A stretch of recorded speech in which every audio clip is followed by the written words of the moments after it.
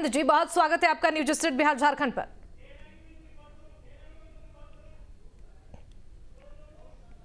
Hello. बिल्कुल अरविंद जी, आवाज मिल पा रही है आपको?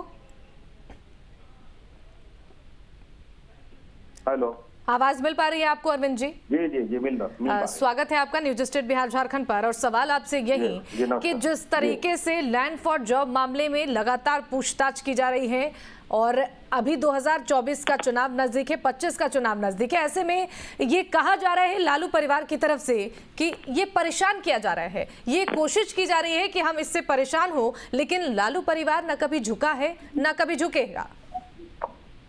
देखिए, लालू परिवार को ये समझ में नहीं आता है कि भारत में एक संविधान के तहत सारा प्रक्रिया होता है। भारत संविधान से चलता है। जो अभी बागेश्वर बाबा आए थे तो संविधान का बात समझा रहे थे, वो थोड़ा अपना समझना चाहिए। हाँ। भारत के संविधान में कुछ एजेंसियां, जांच एजेंसियां हैं जो स्वतंत्र संविधान के तहत काम करती है। हाँ। वो अपने इनपुट के आधार पे, गवाहों से आधार पे वो अपना काम करती है। तो ये बात उनको समझना चाहिए। स्वतंत्र एजेंसियां हैं, ये आपके कर्मों के आधार पे, अपने इनपुट के आधार पे वो काम करती है। इसमें दूसरे को क्या लेना देना, ऐसे चुनाव से क्या मतलब है? ये हिंदुस्तान इतना बड़ा देश है कि कभी न कभी कोई न कोई राज्य का चुनाव रहता है, लोकसभा का चुनाव रहता है, विधान परिषद का चुनाव रहता है। चुनाव तो परमानेंट चलते रहता है। चुनाव अलग एक प्रक्रिया है। आप घपले घोटाले करेंगे, जांच एजेंसियां के इनपुट में आएंगे, जांच एजेंसियां को गवाह बताएंगे तो उसमें वो अपना छापा मारेंगे। इनकम टैक्स, ईडी, ये सब स्वतंत्र संस्था है। ये भारत के संविधान के तहत उनको अधिकार दिया हुआ है। हाँ, ये आपकी तरफ से कहा जा रहा है कि केंद्रीय एजेंसियां अपना काम कर रही हैं, इंतजार करना चाहिए और घबराना नहीं चाहिए। ठीक है, हमारे साथ एजाज अहमद जी भी जुड़ गए हैं, आरजेडी प्रवक्ता। बहुत स्वागत है एजाज जी आपका। देखिए, जिस तरीके से अरविंद सिंह जी आरोप लगा रहे हैं कि घबराहट क्यों है, जब केंद्रीय एजेंसियां अपना काम कर रही हैं तो इंतजार करना चाहिए। अगर आप दूध के धुले हैं, आपके अंदर कोई कमी नहीं है, कोई गलती नहीं है, तो फिर ये घबराहट और बेचैनी क्यों है आखिर? देखिए, घबराहट और बेचैनी का मामला नहीं है। सबको पता है कि कर्नाटक चुनाव के हार के बाद भारतीय जनता पार्टी की जो सामान्य संगठन के रूप में एजेंसियां हैं वो काम करना शुरू कर दी है।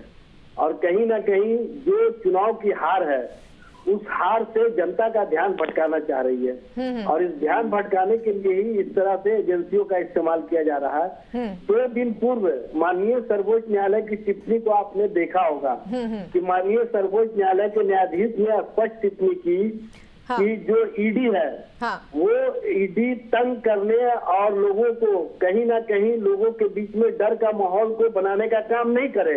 इससे ही समझ में आता है कि ईडी किस तरह से काम कर रही है। और सभी को पता है कि पूर्व मुख्य न्यायाधीश रमन्ना साहब ने कहा था इन एजेंसियों को अपनी विश्वसनीयता बनाए रखने के लिए, अपने आप को जनता के विश्वास के साथ खड़े रहने के लिए बेहतर ढंग से काम करना चाहिए। और केंद्र सरकार को कहा था कि इन एजेंसियों की विश्वसनीयता के लिए अलग से आयोग की आवश्यकता है। लेकिन अफसोस की बात है कि केंद्र सरकार इन एजेंसियों के लिए अलग से आयोग बनाने की जगह इन एजेंसियों का इस्तेमाल अपने राजनीतिक हित साधने में कर रही है। और जो भी राजनीतिक विरोधी हैं उन पर कहीं ना कहीं ईडी, सीबीआई, आईटी का इस्तेमाल कर रही है। यह स्पष्ट रूप से दिख रहा है। आप सभी लोगों को पता है कि जब जब भारतीय जनता पार्टी कमजोर होती है तो तब तक इन एजेंसियों का सहारा लेकर के अपने आप को राजनीतिक रूप से लोगों के बीच में माहौल खड़ा करने के लिए इस तरह का राजनीतिक इस्तेमाल करती है।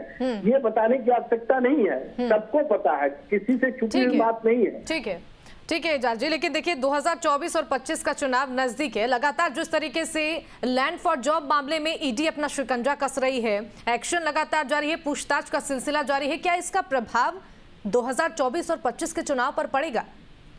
नहीं, इसका कोई प्रभाव नहीं पड़ेगा, क्योंकि देश की जनता भी जान चुकी है, देश की जनता को भी पता चल चुका है कि जो एजेंसियां हैं कहीं ना कहीं भारतीय जनता पार्टी के सामान्य संगठन के तौर पर काम कर रही है। भारतीय जनता पार्टी जैसे चाहती है उसी तरह से उनके लिए काम करती है। ठीक है, सबको पता है, ये बताने की आवश्यकता नहीं है।